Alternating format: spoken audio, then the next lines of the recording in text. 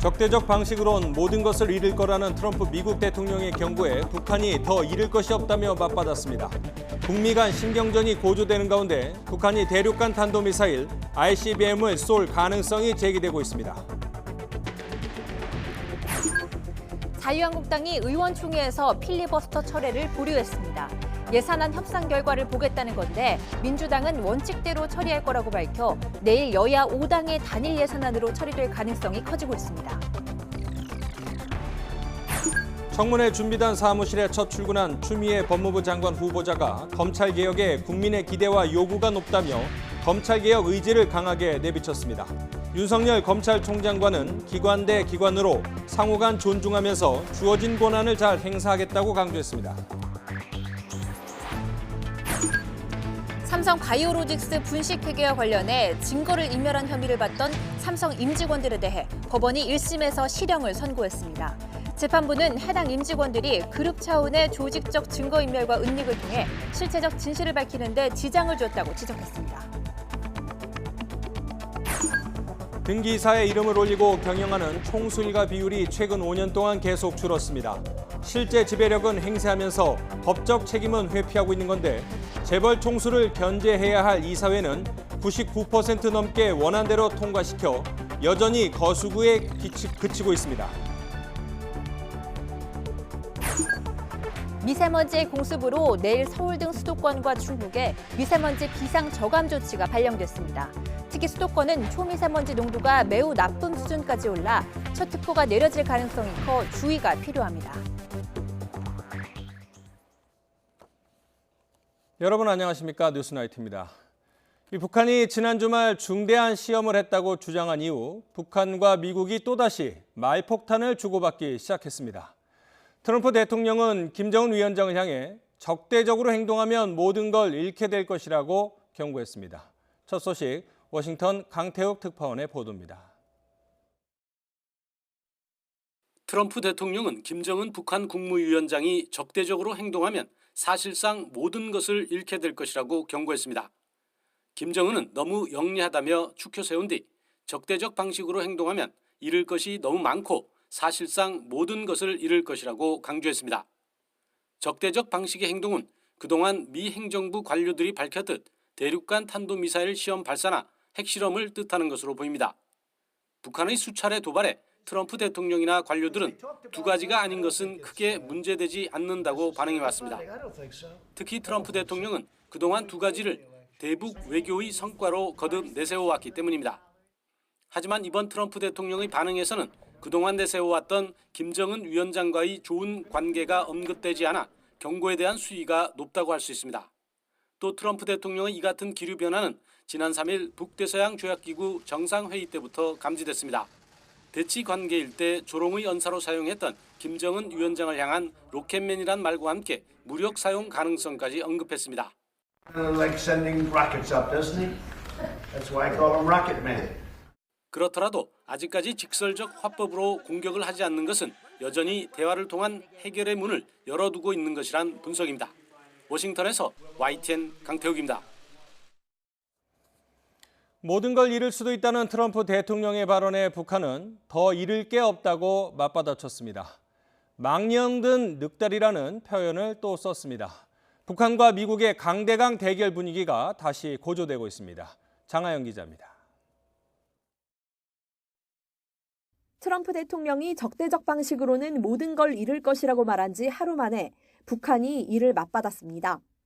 김영철 조선아시아 태평양 평화위원장은 담화에서 트럼프 대통령은 북한에 대해 모르는 게 많다며 우리는 더 이상 잃을 것이 없다고 강조했습니다. 망령든 늑다리라는 표현을 또 사용했습니다. 북미 간 신경전이 고조되고 있는 가운데 북한이 대륙간 탄도미사일 ICBM을 쏠 가능성도 제기되고 있습니다. 정세현 민주평화통일자문회의 수석 부의장은 북한이 크리스마스에 ICBM 추가 도발로 핵 강국에 이어 ICBM 강국을 선언한 뒤 비핵화 협상 대신 핵 군축 협상을 하자고 주장할 수 있다고 말했습니다. 북한은 지난 2017년 11월 미국 본토를 겨냥한 화성 15형 발사 이후 국가 핵무력 완성을 선언한 뒤 2년 넘게 ICBM을 쏘지 않고 있습니다. 해리 카지아니스 미국 국익연구소 국장은 북한이 협상에 나설 수도, 긴장을 고조시킬 수도 있지만 ICBM을 쏘는 실수를 해서는 안 된다는 백악관 관리의 말을 전했습니다. 하지만 지난 8일 비핵화는 협상 테이블에서 이미 내려졌다는 김성 류엔 주재 북한 대사의 성명. 이어 ICBM을 상징하는 장소인 동창리 발사장에서 중대 실험을 했다는 발표로 우려가 고조되는 상황입니다. 핵무력 완성, 고체 연료 완성 이런 부분을 강조하는 그런 행보를 한 다음에 추가적인 도발을 하고 미국의 반응을 보아가면서 ICBM으로 가지 않을까. 다만 북한이 사실상 ICBM을 쏘면서 과거처럼 위성 발사라고 주장할 수도 있지만 유엔이 계속해서 제재 대상에 올렸던 만큼 북한이 레드라인을 넘을 경우 올해 단거리 탄도미사일 발사를 용인했던 미국도 다른 판단을 할 가능성이 높아 북한의 향후 행보에 관심이 고조되고 있습니다. YTN 장하영입니다. 그렇다면 북한은 그제 동창리에서 어떤 중대한 시험을 했던 걸까요? 아마도 액체 연료를 활용한 새로운 로켓 엔진을 시험했던 것으로 보입니다. 이 대륙간 탄도미사일을 더 멀리 쏘기 위한 기술을 다듬고 있는 것으로 분석되는데 그런 만큼 이번 시험은 미국 압박용이라는 해석이 가능합니다. 이어서 김지성 기자입니다. 북한이 중대 시험을 했다고 밝힌 동창리 기지를 북한에선 서해 위성 발사장으로 부릅니다. 액체 연료 시험에 쓰이는 수직 발사대가 있고 이곳에서 6차례에 걸친 장거리 로켓 발사가 이루어졌습니다. 북한이 시험의 정체를 밝히지 않은 채 전략적 지위 변화를 예고하자 고체 연료를 활용한 ICBM 엔진 시험 가능성이 가장 먼저 제기됐습니다. 액체 연료와 달리 충전 시간이 필요 없고 그만큼 은닉이 쉬워 군사적 가치가 더 크기 때문입니다. 액체 엔진은 액체를 주입한다든가 또 주입 시간이라든가 또 그 주입하는 장소라든가 이런 것 때문에 대단히 노출될 가능성이 많고 그러다 보니까 발사의 은밀성이라든가 신속성이 떨어지거든요. 하지만 이번에도 액체 연료를 이용하되 기술을 한 차원 높이는 고출력 엔진 시험을 했을 가능성이 더 짙다는 분석이 나옵니다. ICBM 기술을 사용하는 우주 로켓의 엔진 기술을 높이는 것만으로도 충분히 대미 압박 효과를 거둘 수 있기 때문입니다. 북한이 평화적 우주 발사장이라 주장하는 동창리에서 군사적 목적이 다분한 고체 연료 실험을 굳이 공개할 필요가 없다는 지적도 나옵니다. 실제로 정보당국은 동창리 발사장은 고체 연료 실험을 할 수 있는 곳이 아니고 이번 시험 역시 고체 연료 실험은 아니라고 판단하는 것으로 전해졌습니다. 우주 로켓을 사용할 때는 고체 연료가 필요 없어요. 그 대륙간 탄도미사일급으로 고체 미사일을 개발하기에는 아직은 우선 시기상조기도 하고 북한이 그래야 될 이유는 별로 없거든요. 실제 전쟁으로 쓰려고 하는 거라기보다는 대미 억제력으로 그 의미로 개발한 것이기 때문에. 특히 연말 시한을 앞두고 북한이 오는 2022년을 목표로 한 우주 개발 계획을 명분 삼아 실제로 장거리 로켓 발사에 나설 가능성을 드러냄으로써 대미 압박 수위를 한층 높인 것으로 풀이됩니다. YTN 김지선입니다.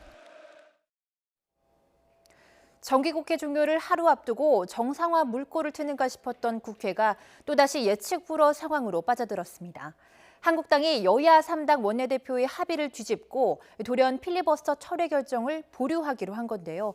민주당은 어처구니가 없다며 약속을 지키지 않으면 내일 본회의에 한국당을 빼고 만든 예산안을 그대로 올리겠다고 압박했습니다. 나연수 기자입니다. 자유한국당은 무제한 토론, 즉 필리버스터 신청을 철회한다. 대신 패스트트랙으로 지정된 선거법 개정안과 사법개혁 법안은 이번 정기국회에 상정하지 않는다. 정기국회 종료를 하루 앞두고 문희상 국회의장과 여야 3당 원내대표는 내년도 예산안과 비쟁점 법안 처리를 최우선으로 내세운 합의안을 마련했습니다. 그런데 상황은 4시간 만에 다시 뒤집혔습니다. 한국당 의원총회에서 필리버스터 철회에 실익이 없다. 예산안 처리 상황을 보고 철회 여부를 결정하자는 의견이 이어지면서 결국 철회 보류 결론을 내린 겁니다. 그 예산안이 합의가 되면은 다른 모든 것들이 이렇게 쭉 잘 풀려 나갈 것입니다. 잘 안 될 경우는 어떻게 할 것이냐, 그건 또 그때 가서 판단하도록 하겠습니다. 이에 민주당이 발끈했습니다.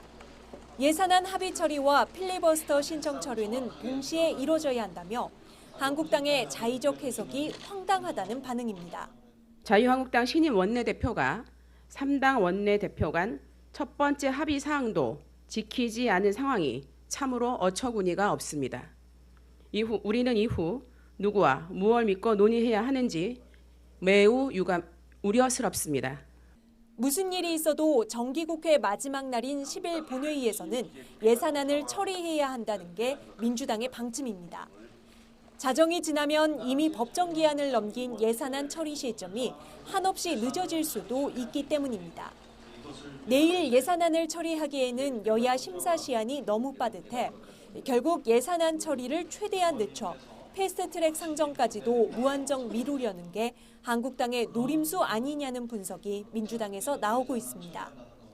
예산안 합의가 미뤄지고 한국당이 끝내 필리버스터를 철회하지 않으면 민주당의 남은 선택지는 결국 야4당과 만든 기존 예산안을 밀어붙이느냐입니다. 기존 방침대로라면 패스트트랙 법안 상정 가능성도 다시 열리게 돼 국회 상황은 말 그대로 시계제로에 들어섰습니다. YTN 나연수입니다. 정기국회를 단 하루 남겨놓고 여야 3당은 입장차가 큰 패스트트랙 법안을 이번 회기에는 상정하지 않기로 합의했습니다. 만약 자유한국당이 선거법과 공수처 법안의 협상 테이블에 들어온다면 단일안의 접점을 찾아가고 있던 4+1 협의체 역시 협상을 다시 시작해야 할지도 모르는 상황입니다. 최기성 기자입니다. 한국당 심재철 신임 원내대표와 더불어민주당 이인영, 바른미래당 오신환 원내대표가 찾아낸 국회 정상화해법은 패스트트랙 법안 상정 연기였습니다.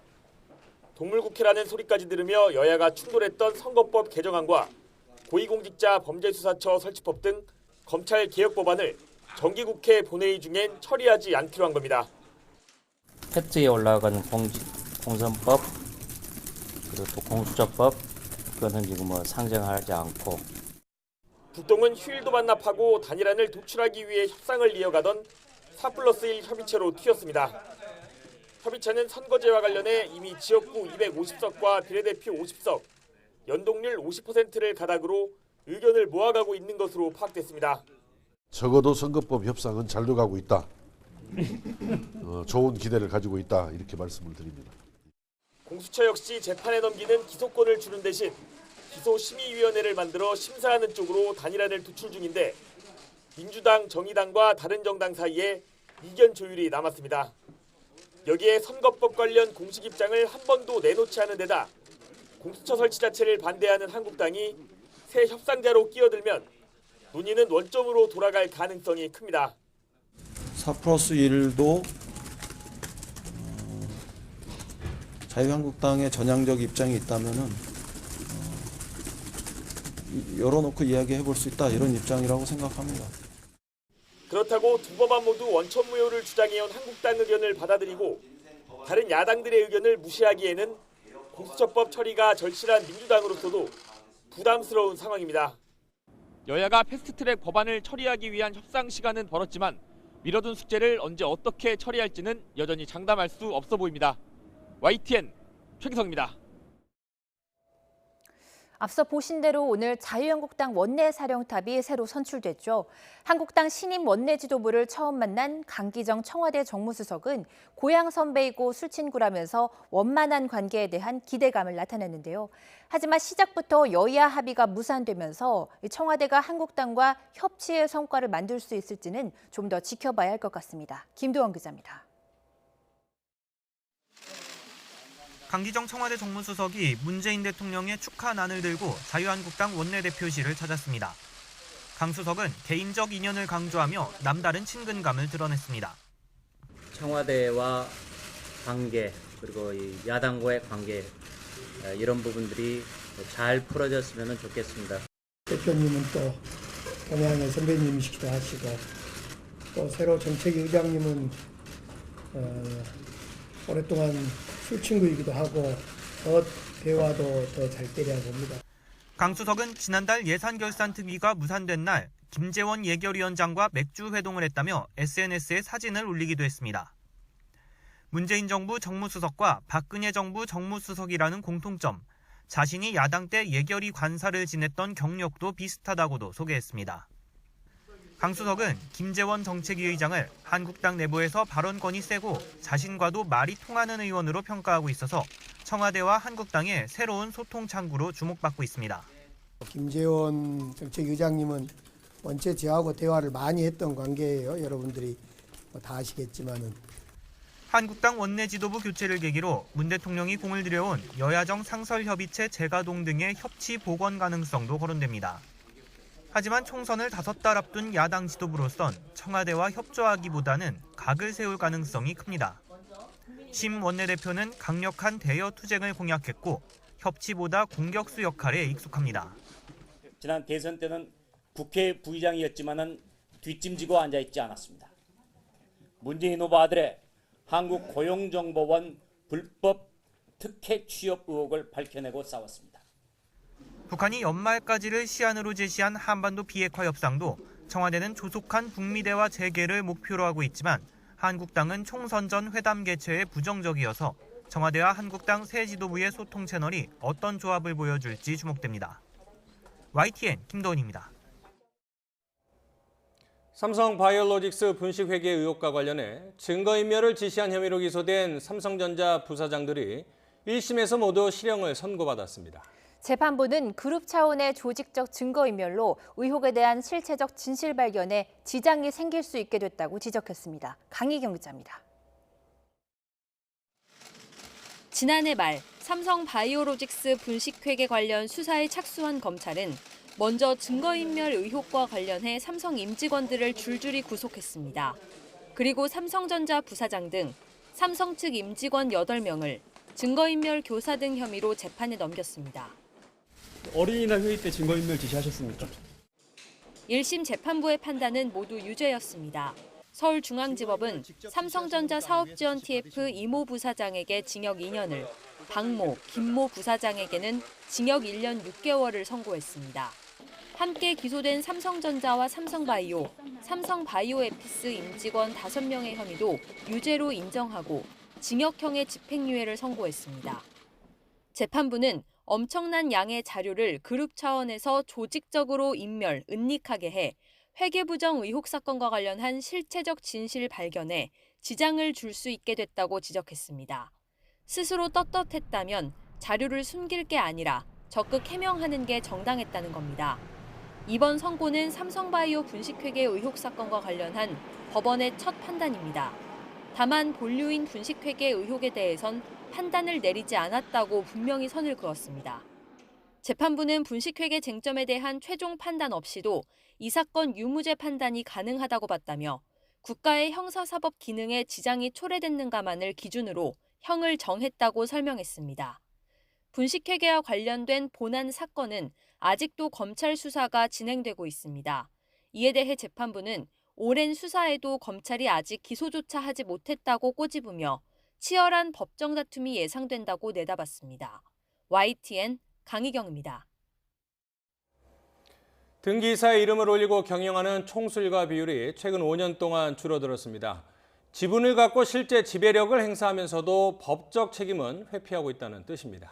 또 경영진 견제 역할을 해야 할 이사회는 99% 넘게 원안대로 통과시켜 여전히 거수기에 그치고 있다는 지적입니다. 보도에 오인석 기자입니다. 공정거래위원회가 총수가 있는 49개 대기업 집단의 지배구조 현황을 공개했습니다. 이들 가운데 총수 일가가 1명 이상 이사로 등재된 회사 비율은 17.8%로 1년 전보다 4%포인트 감소했습니다. 하나와 현대중공업, 신세계, CJ, 미래에셋, 네이버 등 19곳은 아예 총수가 어느 계열사에도 이사로 등재하지 않았습니다. 또 이들 가운데 10곳은 총수 2, 3세도 이사에 등재하지 않았습니다.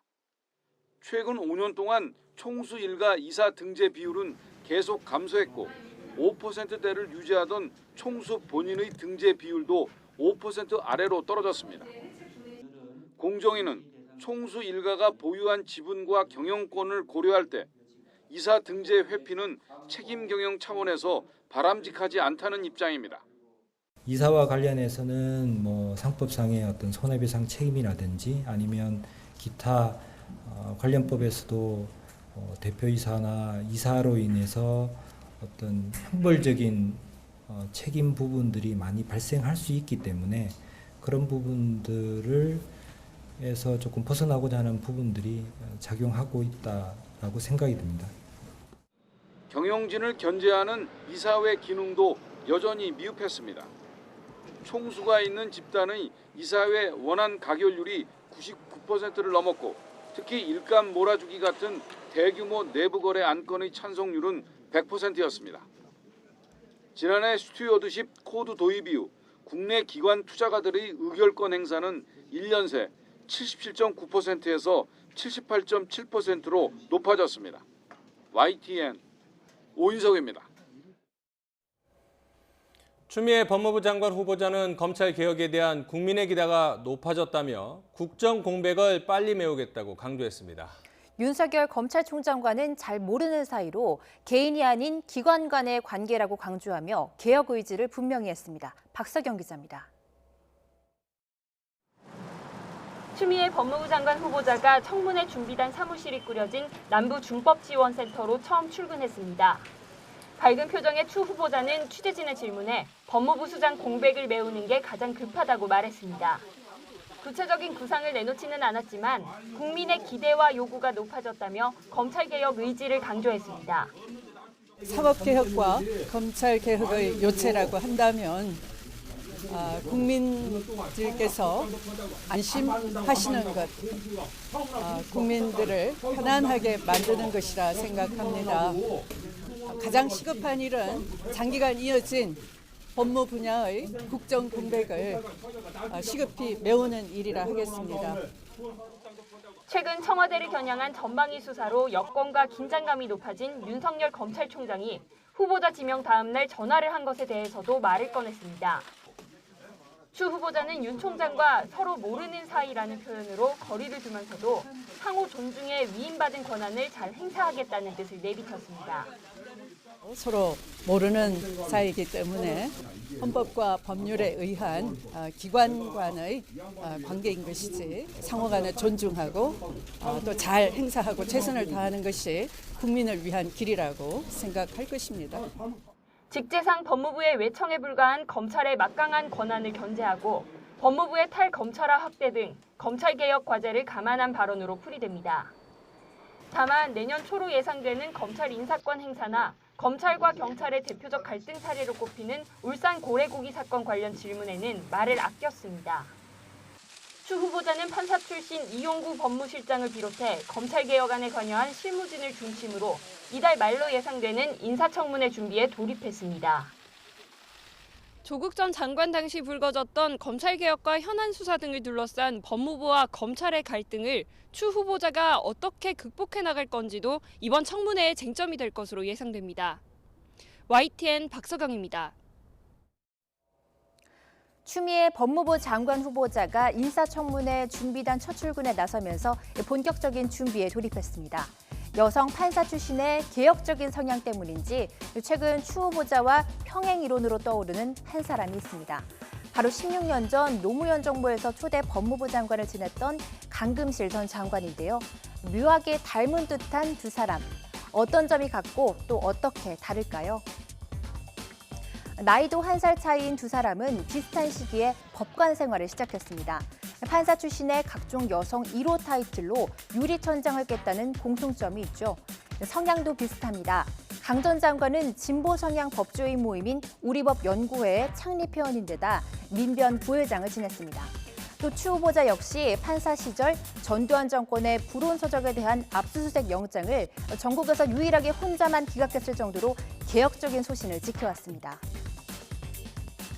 검찰개혁이라는 정권의 목표를 최우선 과제로 안고 장관에 지명됐다는 점도 비슷한데요. 당시 검찰총장보다 나이도 어리고 연수원 기수도 낮아서 파격 인사라는 평가를 받았던 강금실 장관. 검찰총장과의 관계는 어땠을까요? 2004년 검찰개혁을 위해 참여정부가 대검 중수부를 폐지하려고 하자 당시 송광수 검찰총장은 자신의 목을 칠하면서 강하게 저항하기도 했습니다. 중앙수사부의 기능 폐지는 검찰의 권한 행사에 불만을 품고 검찰의 힘을 무력화시키려는 그런 의도로 볼 수밖에 저는 없습니다. 스타일은 좀 다른 듯합니다. 추미애 후보자는 추다르크라는 별명처럼 거침없는 추진력이 돋보인다면 강 전 장관은 자유분방함과 솔직함으로 당시 대중의 큰 인기를 얻었습니다. 또 화려한 패션으로도 주목을 받았는데 가수 이효리 씨를 빗댄 강효리라는 별명도 얻었죠.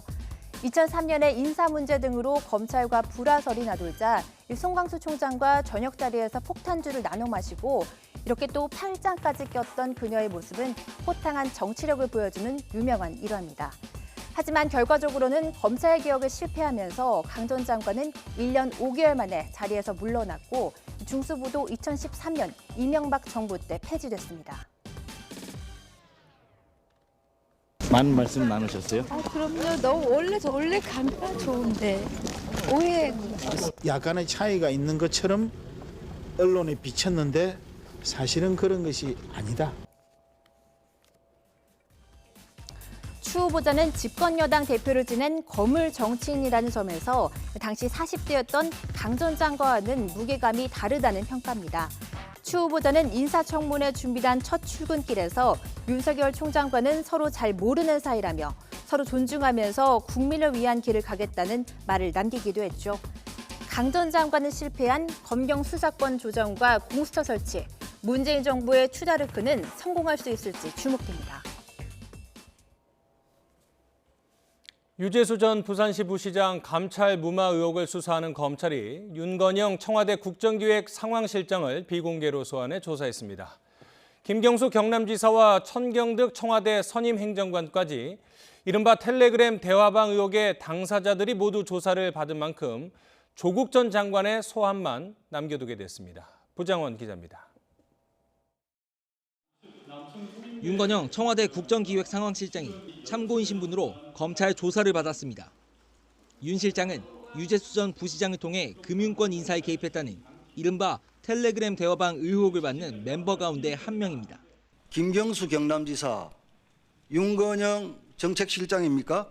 국정상황실장, 천경덕 총무비서관실의 인사담당 선임행정관. 이 사람들이요. 각종 인사를 좌지우지하는 그런 텔레그램 문자가 뜬 거예요.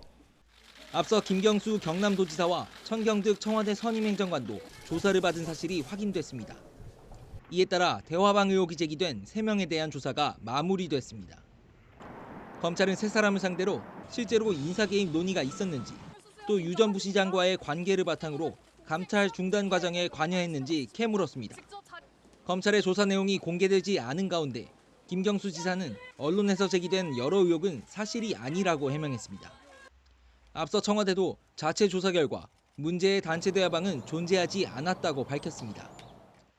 검찰은 3사람과 유 전 부시장이 텔레그램 단체 대화방을 공유했다는 일부 보도는 확인된 사실이 아니라고 선을 그었습니다. 4사람이 참여한 대화방은 없었다는 건데 또 다른 대화방의 존재 여부 등에 대해선 수사 중인 사안이라며 공개하지 않았습니다. 윤건영 실장에 대한 조사까지 끝나면서 감찰 중단 의혹의 최종 책임자였던 조국 전 법무부 장관의 소환도 초입기에 들어갔습니다. 가족비리 의혹 수사에선 진술 거부권을 행사했던 조 전 장관이 이번에는 어떻게 조사에 임할지 주목됩니다. YTN 부장원입니다. 김기현 전 울산시장 주변 비리 의혹을 수사했던 경찰관들이 지난 주말 검찰의 소환 통보에 모두 응하지 않았습니다. 숨진 전직 청와대 특별감찰반원의 휴대전화 압수수색을 놓고 갈등을 빚은 검찰과 경찰의 신경전이 더욱 거세지고 있습니다. 조성호 기자입니다. 검찰은 지난 6일 울산경찰청 소속 경찰관 11명에게 출석하라고 통보했습니다.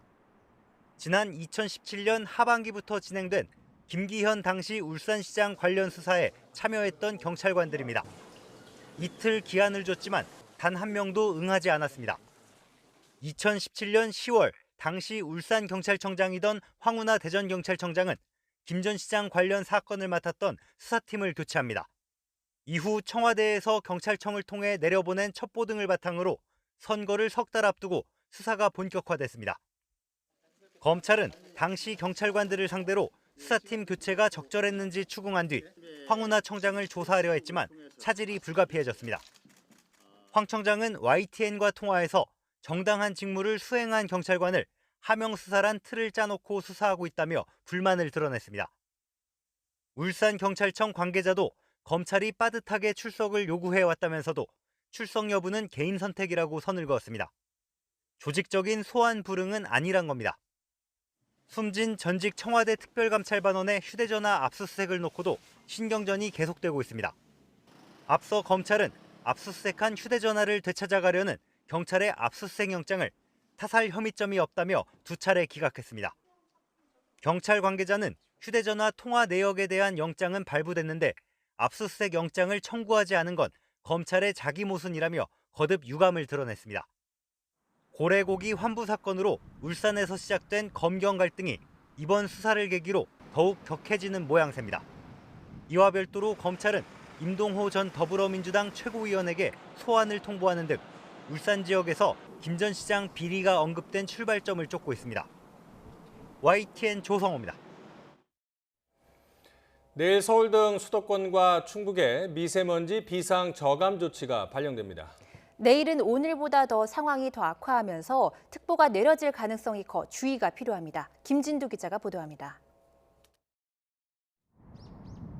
하늘공원에서 바라본 서울 도심이 흐릿합니다. 회색빛 차양을 친 듯 가시거리는 평소의 3분의 1 수준인 7km에 머물렀습니다. 안개에 중국발 스모그가 겹치며 나타난 현상입니다. 초미세먼지 농도가 50마이크로그램 안팎까지 치솟으며 대기질은 올겨울 들어 처음으로 나쁨 수준을 기록했습니다. 내일은 상황이 더 악화할 것으로 보입니다. 밤 사이에 서풍이 불면서 중국발 스모그가 추가로 유입될 것으로 보입니다. 따라서 초미세먼지뿐 아니라 미세먼지 농도도 무척 높아지겠습니다. 특히 수도권은 초미세먼지 농도가 매우 나쁨 단계까지 올라 올겨울 첫 특보가 내려질 가능성도 큽니다. 이번 미세먼지의 공습은 수요일인 모레까지 이어진 뒤 점차 해소될 것으로 보입니다. YTN 김유두입니다.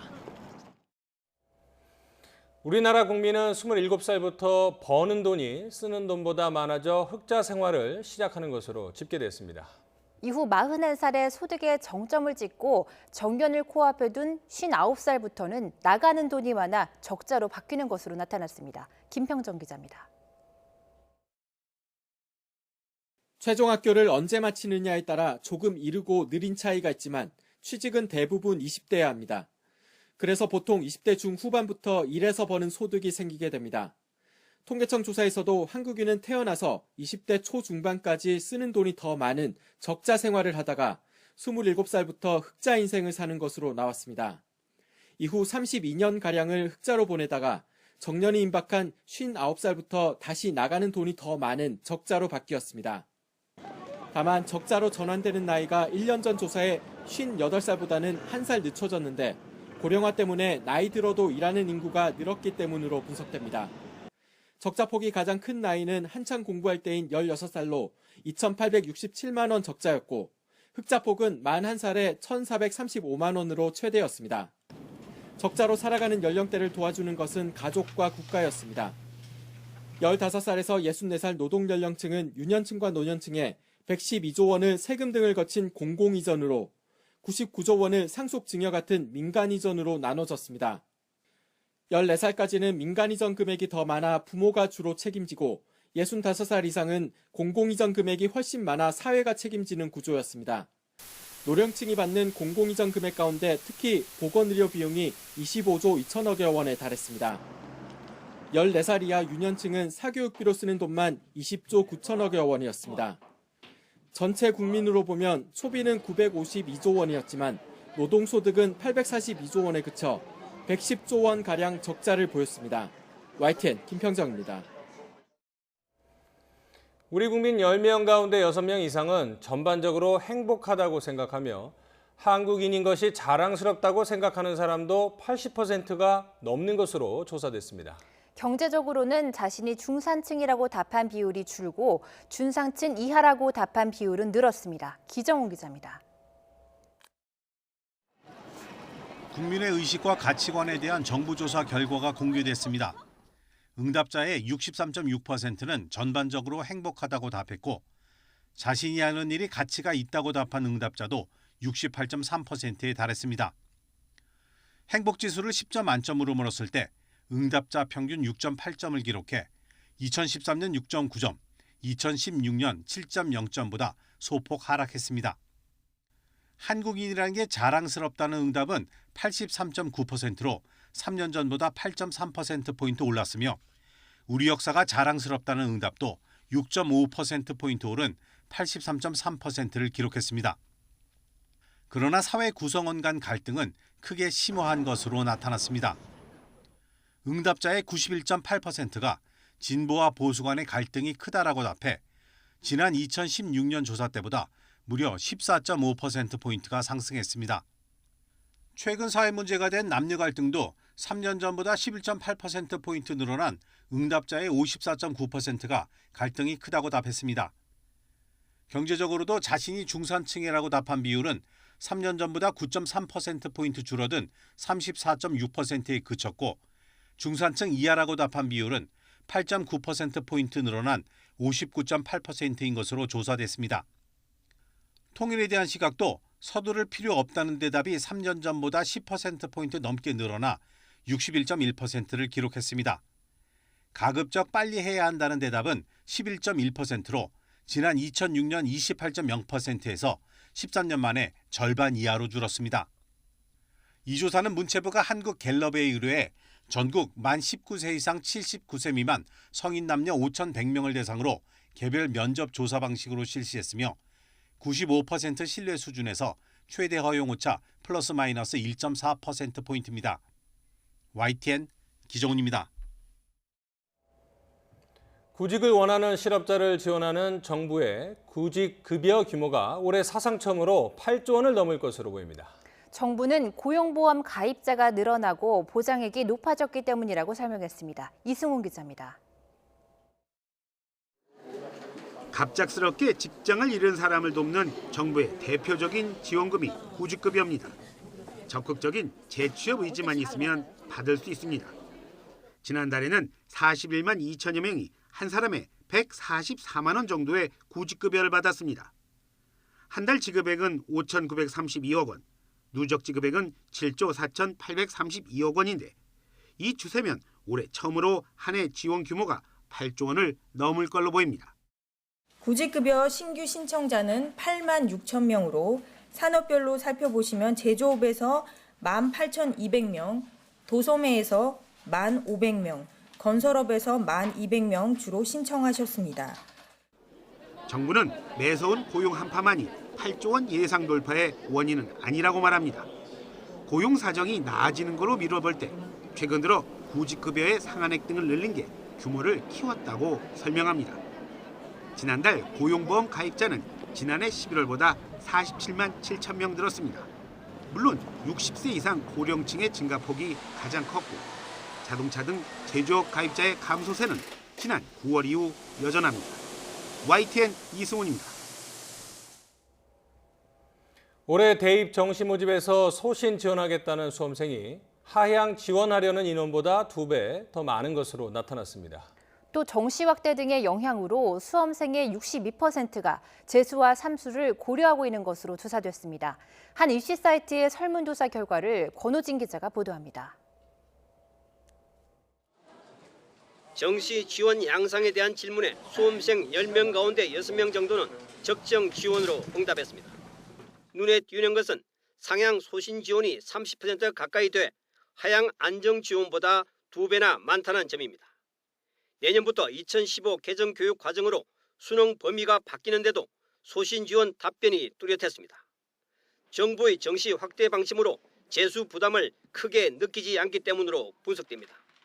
2021학년도 수능부터 국어는 언어가 추가되고 수학 가형은 기하와 벡터, 수학 나형은 미적분이 빠지는 등 일부 변경됩니다. 정시 확대 영향으로 재수나 삼수를 고려하고 있다는 수험생도 62%에 달했습니다. 지원 대학과 학과 결정은 자신이 주도적으로 판단한다는 응답이 가장 많았고 가족과 협의, 선생님과 상담 등이 뒤를 이었습니다. 대학과 학과 선택 기준 자료는 대학에서 발표한 전년도 입시 결과를 가장 선호했습니다.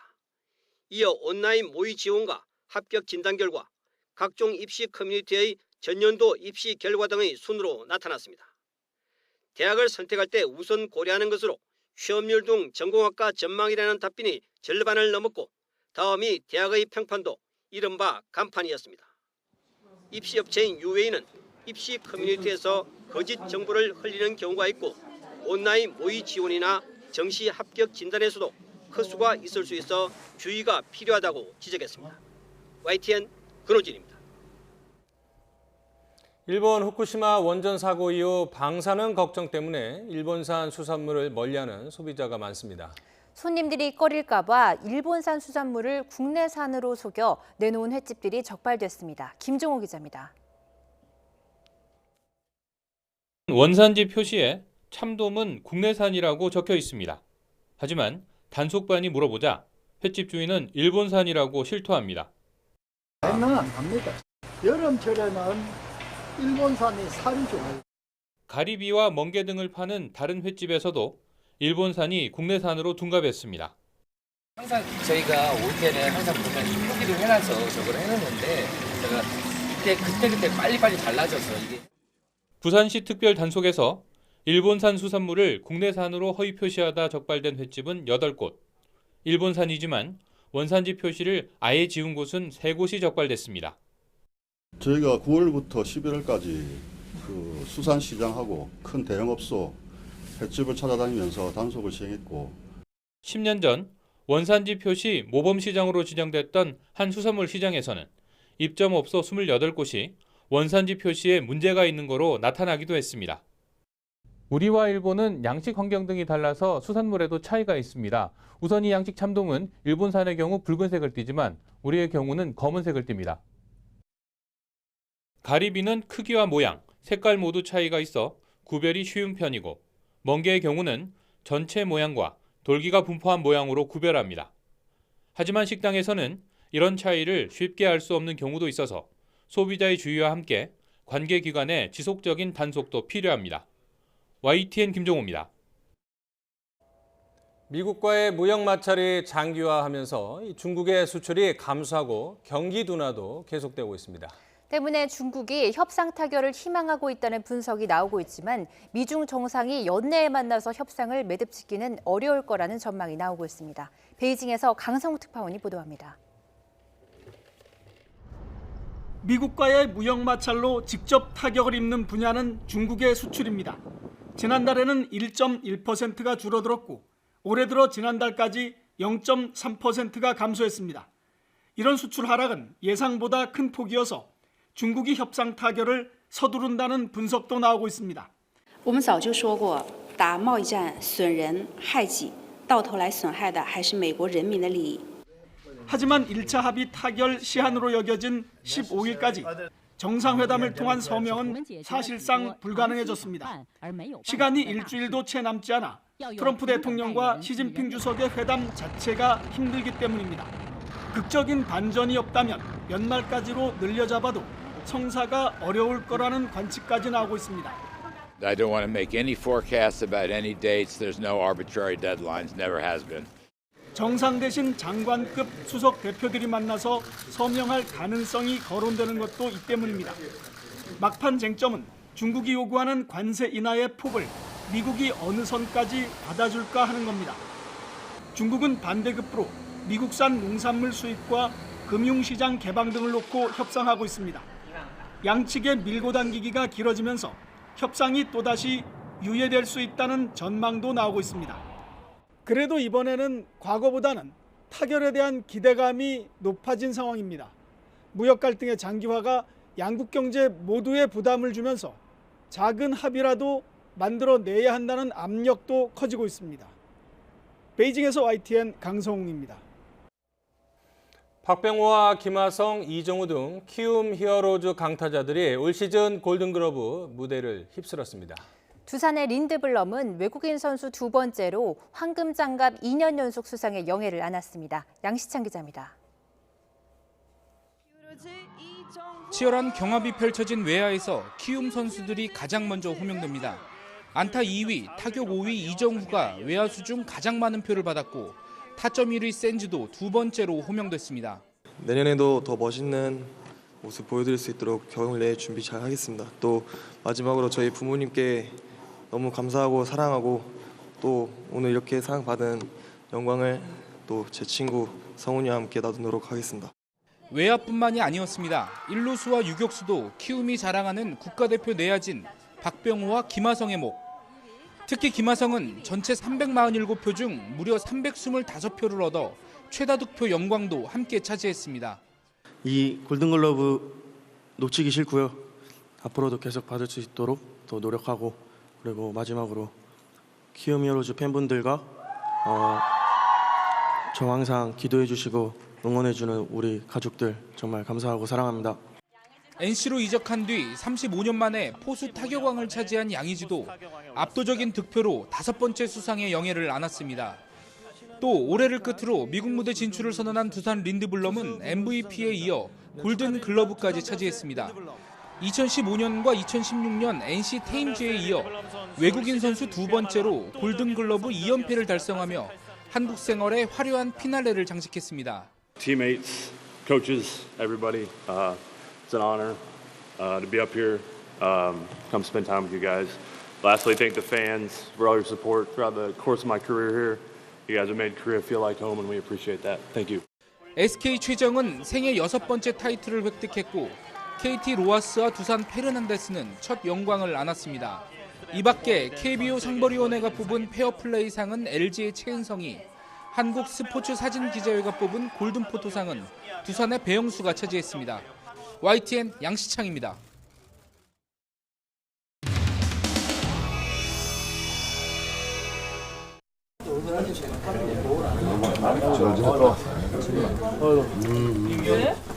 열받아 근데 정국이 그래서 비대위 두산 병장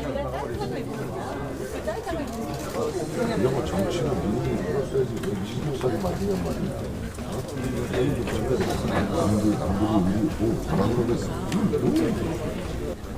내가 투톱이 파악을 못하면서 무슨 당원들 관련들에도 파악을 하고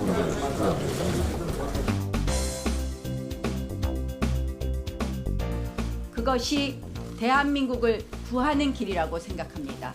고맙습니다.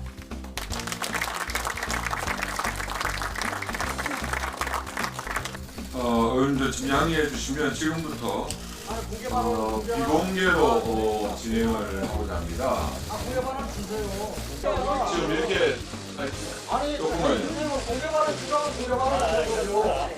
제가 어제 밤새 잠을 못 자면서 당원 당규를 수십 번을 봤어요. 선택을 한다고 하더라도 먼저 나경원 원내대표를 불러서 연임 문제를 좀 안 했으면 좋겠다 그런 생각이 있어요. 정리를 하는 그런 과정이 필요한 거죠. 그리고 두 번째 정치를 하는 얘기 나경원 원내대표 마음에 안 드는 부분이 있으면은 나도 마음에 안 드는 부분이 많아가지고 제가 여기 100몇 명 중에서 원내대표의 전략이나 이런 문제에 있어서 문제 제기를 제일 많이 한 사람이죠. 좋아하지 않습니다. 하지만 호불호를 가지고 선택을 한다고 해도 한 번 더 대한민국 화이팅! 나경원 화이팅!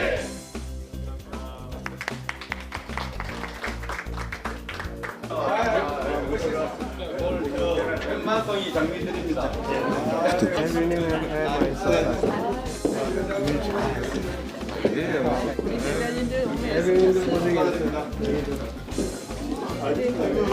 고생을 좀 해. 머리 좀 최악의 지도자.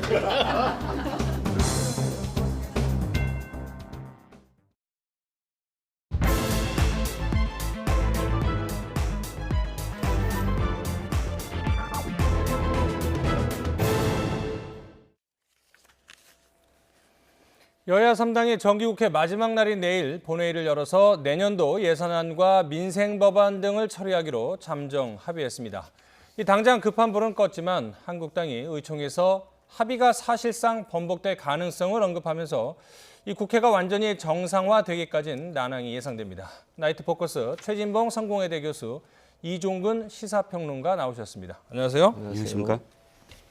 자, 먼저 오늘 국회 상황을 본다면 일단은 파국은 좀 피했다 이렇게 봐도 될까요? 뭐 그렇게 볼 수는 있는데 그것도 참 조건부입니다. 사실은 조건부죠. 예산안이 어떻게 처리되느냐에 따라서 자유한국당의 태도가 바뀔 수도 있기 때문에 그러니까 원내대표끼리 합의한 내용은 사실은 필리버스터를 다 철회하는 걸로 그렇게 돼 있었는데 이게 의원총회 가가지고 의원들이 반발을 하면서 예산안 처리 과정을 보고서 결정하겠다 이렇게 얘기를 했어요. 그렇죠. 그래서 일단은 뭐 불안한 어떤 합의긴 하지만 예산안 처리가 어떻게 되느냐에 따라 자유한국당의 태도가 바뀔 수 있어서 또 거기서 만약에 자유한국당이 예산안 처리에 만족을 못하고 반발을 해서 필리버스터를 계속 하겠다고 하면 이제 4+1 합의체에 합의된 내용으로 처리를 강행할 가능성이 있어서 내일 아침까지도 불안한 동거다. 그리고 내일 아침에 어떻게 되느냐에 따라서 결국은 이후에 어떤 상황이 펼쳐질지는 지금으로서는 예단하기 힘든 상황이 아닌가 이런 생각이 듭니다.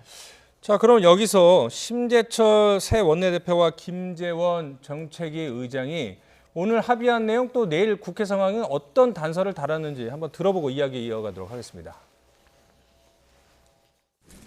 예산안이 합의가 처리가 될 거라는 기대를 갖고 그리고 그런 희망 속에 오늘 합의를 작성을 했었습니다. 그래서 예산안이 당장 3당 간사가 지금 논의를 하고 있고 그래서 그 예산안이 합의가 되면은 다른 모든 것들이 이렇게 쭉 잘 풀려 나갈 것입니다. 그러나 합의가 제대로 될지 안 될지 이것은 협의하고 있는 간사님한테 이 얘기를 좀 다시 또 좀 들어보도록 하겠습니다. 예산안이 뭐 제대로 되기를 기대하면서 지금 오늘 이런 얘기들을 지금 나눴던 것입니다. 그러나 예산안이 잘 안 될 경우는 어떻게 할 것이냐, 그건 또 그때 가서 판단하도록 하겠습니다.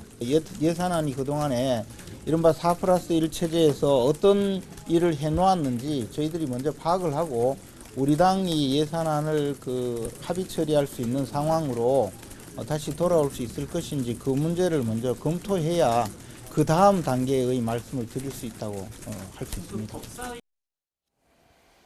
네, 정리를 해보자면 자유한국당이 없는 상태에서 논의된 예산안에 대해서 자유한국당이 이른바 검증을 한번 해보겠다 뭐 이런 이야기처럼 들리는데 왜 예산안을 자체적으로 검증을 한번 살펴보겠다, 왜 이런 얘기를 하고 있는 걸까요? 일단 김재원 신임 정책위 의장은 예산결산위원장입니다. 그리고 예산결산위원장으로서 어찌됐든 지난 거의 한 달 이상을 소위와 함께 소위도 열어가면서 예산안에 관해서 여당과 합의를 하고 있는 과정이 있지 않습니까? 그러니까 총괄적으로 큰 어떤 그 그림 자체는 크게 여야가 지금 4+1 이전 단계에서 합의가 어느 정도는 이루어졌을 것이다.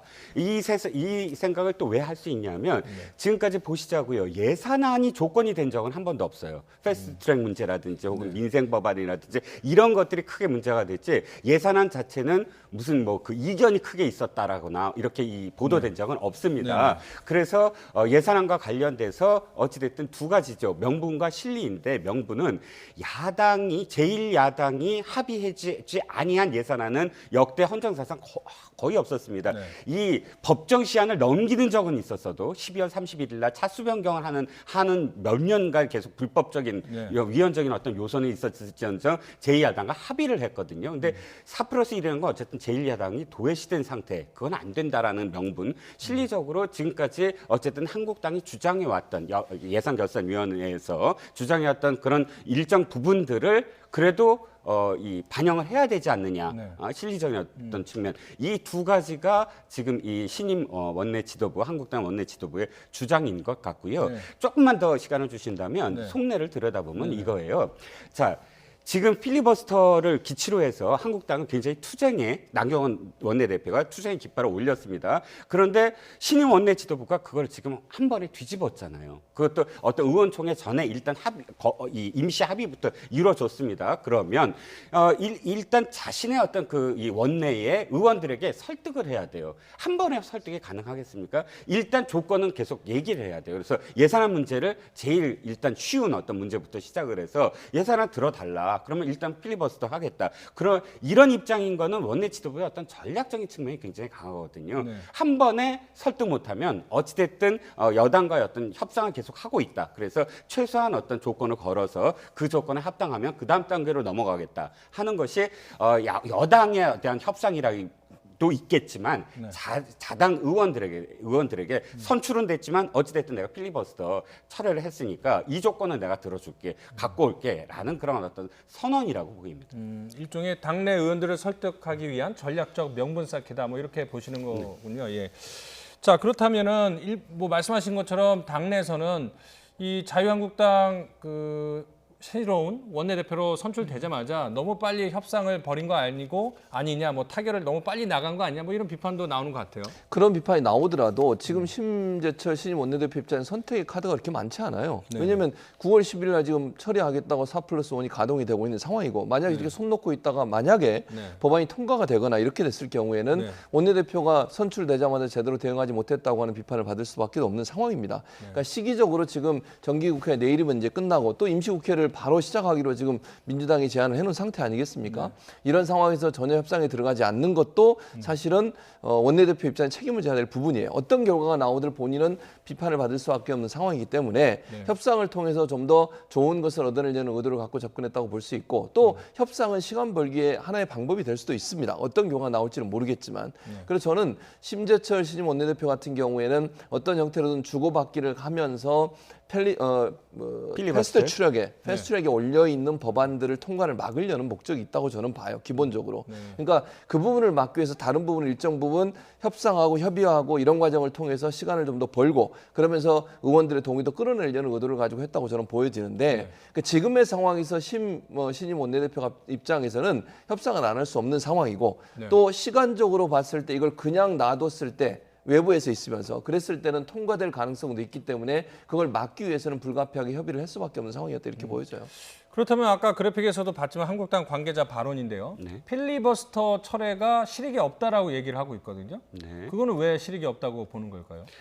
일단 필리버스터는 그러니까 나경원 원내대표 시절에도 하나의 협상 카드였다라고 저는 봅니다. 그러니까 199개의 그 필리버스터를 전부 할 수는 없었어요. 근데 시간적으로는 굉장히 촉박했어요. 그러면 일단 선택의 여지는 199개의 필리버스터를 신청을 해놓고 협상을 하겠다. 나중에 그게 이제 나경원 원내대표의 전략이었거든요. 물론 거기에 그 다음에는 5개는 필리버스터를 하겠다. 나머지는 하겠다. 뭐 이렇게 하나씩 어떤 과정이 있었는데, 그것을 민주당이 완전히 그럼 보이콧하고 완전히 강대강으로 부딪히지 않았습니까?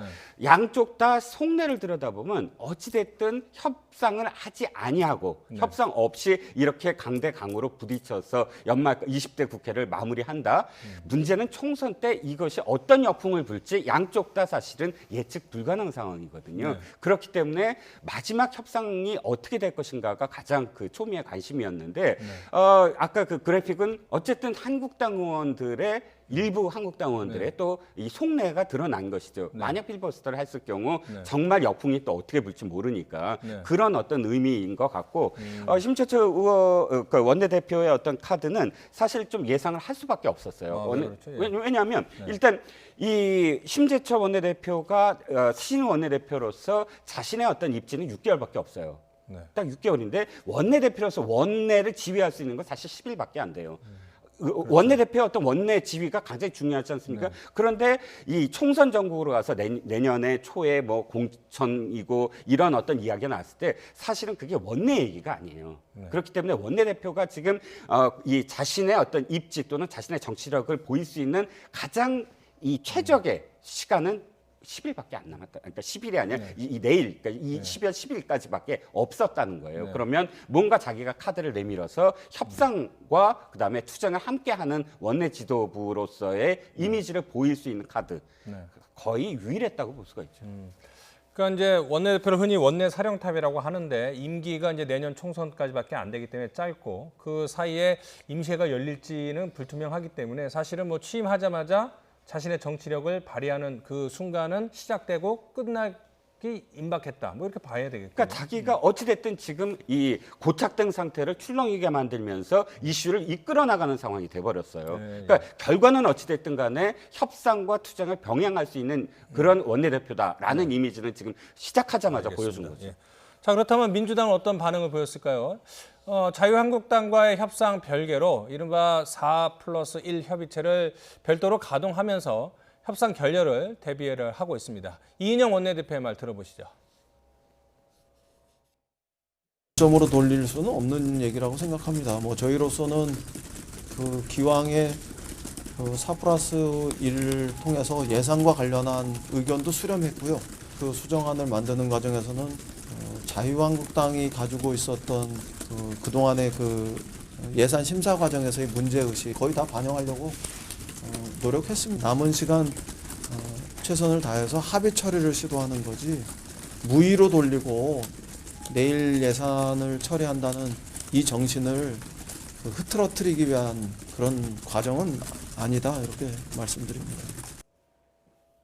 근데 이제 물론 민주당의 고충은 이해가 됩니다. 자유한국당과 계속 협상만 할 수도 없고 그렇다고 배제할 수도 없을 상황이긴 하나 그러나 이제 양쪽과 왔다 갔다 하는 것이 과연 실효성이 있을지 뭐 그런 생각도 들어요. 어쨌든 제일 협상 대상은 자유한국당이 아니겠습니까? 그렇죠. 예. 이제 왜냐하면 사실은 자유한국당 협상을 해서 자유한국당 의견을 가능한 한 수용하는 것이 국민적 관점에서 봐서도 긍정적으로 평가받을 수 있고 또 그래야 예산안이 어느 정도 합의를 해서 통과됐다고 하는 명분도 세울 수 있고 이런 차원에서 본다고 하면 끝까지 그런 노력을 해야 되죠. 자유한국당이.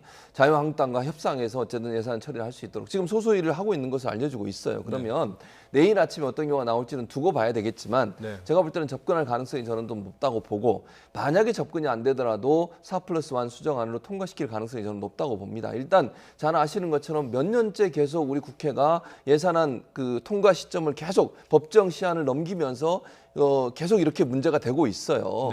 이게 국민들을 정말 생각하는 국회의 모습인지는 되돌아봐야 된다고 생각을 합니다. 예산안을 본인들의 정치적 이해관계 때문에 볼모로 잡고서 다른 행위를 하는데 그걸 이용해 먹는 이런 행동은 정말 잘못됐다는 생각이 들어요. 국민들도 비난하지 않겠습니까? 그런 부분에 대해서. 그래서 예산안 처리가 안 되면 내년 집행하는 데도 문제가 있을 것이고 그런 차원에서 본다고 하면 최대한 기다리면서 내일까지 소소위에서 합의가 이루어지길 바라겠지만 혹시나 소소에서 합의가 안 이루어진다 하더라도 예산안 문제는 왜냐하면 예산안은 필리버스터에 올릴 수도 없어요. 그렇죠. 처리할 거라고 저는 보고요. 그렇게 돼야 된다고 보고 가장 좋은 것은 오늘 이제 밤에 소소위에서 내일 새벽까지 열심히 논의해서 자유한국당도 합의하는 그런 안으로 통과되길 바라지만 그렇게 자유한국당이 계속 만약에 반대를 했을 경우에는 4+1 협의체에서 만들어진 안이라 통과돼야 된다 이렇게 생각을 합니다. 자, 그런데 이제 정의당 심상정 대표의 이야기를 한번 들어보도록 하겠습니다. 이 자유한국당의 행태를 손흥민 선수와 비교를 했었는데요. 일단 한번 보시죠. 이번에 선출된 심재철 원내대표와 김재원 정책위원장 그 팀은 현란한 드리블을 하면서 결국 패스트트랙 개혁 법안을 저지하는데 온 힘을 기울일 것입니다.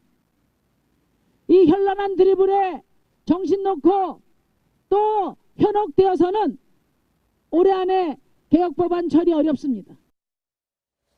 자, 지금 정의당의 고민이나 우려는 어떤 것들이 있을까요? 일단 4+1 체제라든지 그러니까 선거법 개혁이죠. 정의당은 4+1은 한국당을 제외하고 예산안 플러스 공수처법 플러스 선거법 개혁안에 대해서 계속 협의를 하고 있는데 심상정 대표를 포함한 정의당은 어쨌든 그 모든 법안에서 영동형 비례대표제를 관철시키는 게 첫 번째 목적 아니겠습니까? 그런데 지금 다시 한국당이 들어오면서 교섭단체 이 서로 간의 협상으로 다시 바뀌었잖아요. 체제가 경기 자체가 바뀌었죠. 원래 교수단체가 해야 되는 것이고 4+1이 문제가 있는 게 법적으로도 약간 문제가 있습니다. 왜냐하면 예산안 처리는 예산결산위원회와 소위와 소소위는 사실 원내대표를 중심으로 해서 사실 하는 거지만 지금 4+1의 이 대표성에 대해서 의문을 갖는 법조계나 혹은 정가에도 많아요. 그냥 대표가 누구를 임명해서 그러니까 예산결산위원도 아니고 그냥 특정인 의원을 임명해서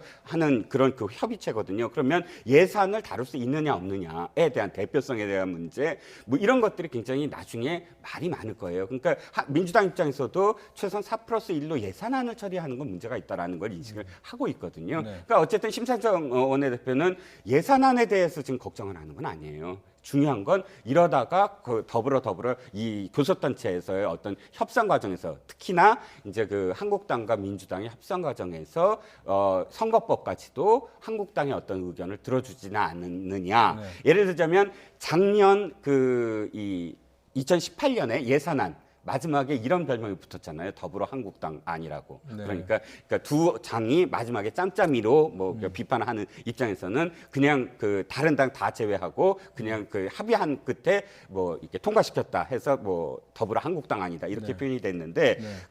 그런 상황으로 해서 선거법까지도 그 양당이 합의를 하지 않을까 하는 우려 속에서 지금 그렇게 좀 어깃장을 좀 뭐 이렇게 표현하신 그런 네. 표현이 아닐까 싶습니다. 알겠습니다. 신재철 후보가 자유한국당 원내대표로 선출되었음을 선포합니다. 감사합니다. 인사해 주십시오.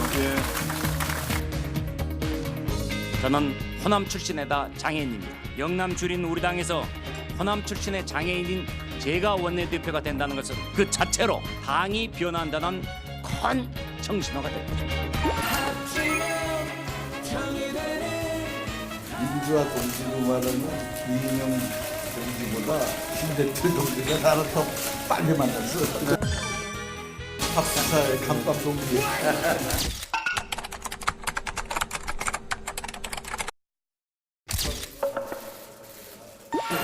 그 자리에 이해찬 소리를 배운 노동자가 모두 와주셨고.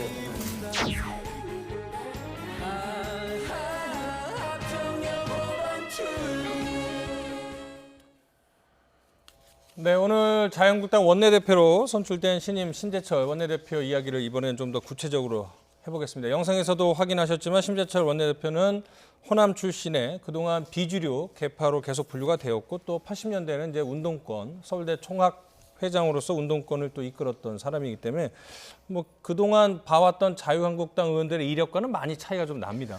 그렇긴 한데요. 네. 근데 심재철 의원이 5선을 하셨잖아요. 네. 그러면서 자유한국당에 여러 가지 일을 하시면서 지난번에 그 삭발투쟁 할 때도 5선 의원으로서는 이제 본인이 직접 참여하셔가지고 삭발투쟁도 하셨어요. 그래서 강경 매파 뭐 이렇게 이미지가 있습니다. 그리고 이번에 이제 선출할 때도 사실은 그런 부분을 강조하셨어요. 본인이 나와서 정견 발표라고 해야 되죠. 그거 발표하면서도 투쟁, 그 다음에 강력한 어떤 여야 대여 투쟁 이런 부분들을 강조하시고 이런 부분이 어느 정도 저는 자유한국당 의원들에게 어필이 됐다고 생각을 합니다.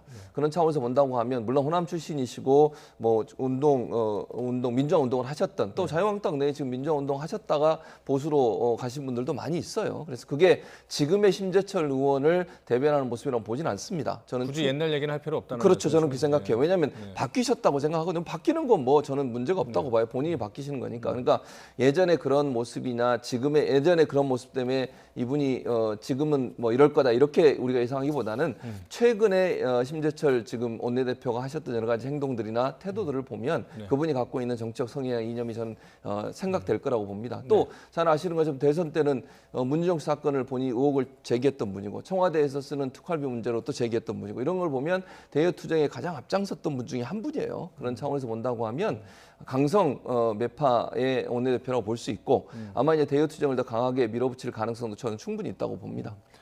이제 정리를 하자면 자유한국당 의원 치고는 좀 특이한 이력이 있지만 그거는 과거일 뿐이고 그렇죠. 지금은 이제 강경파, 뭐 뼛속까지 자유한국당이다 이렇게 보면 될 것 같다는 말씀이신 것 같은데 심재철 신임 원내대표 그리고 황교안 대표의 발언 연이어서 한번 들어보도록 하시겠습니다. 내년 총선 필승의 승리를 만들어내겠습니다. 감사합니다. 이번 경선 과정에서 이른바 황심이 언급됐습니다. 하지만 저는 황심은 없고 황심은 절대 중립이라고 확신합니다. 신임 원내대표께서 우리에게 필요한 투쟁력과 협상력을 모두 갖춘 아주 훌륭한 분이라고 생각합니다. 앞으로 저와 손발을 잘 맞춰서 한마음 한뜻으로 당을 이끌어갈 수 있기를 바랍니다.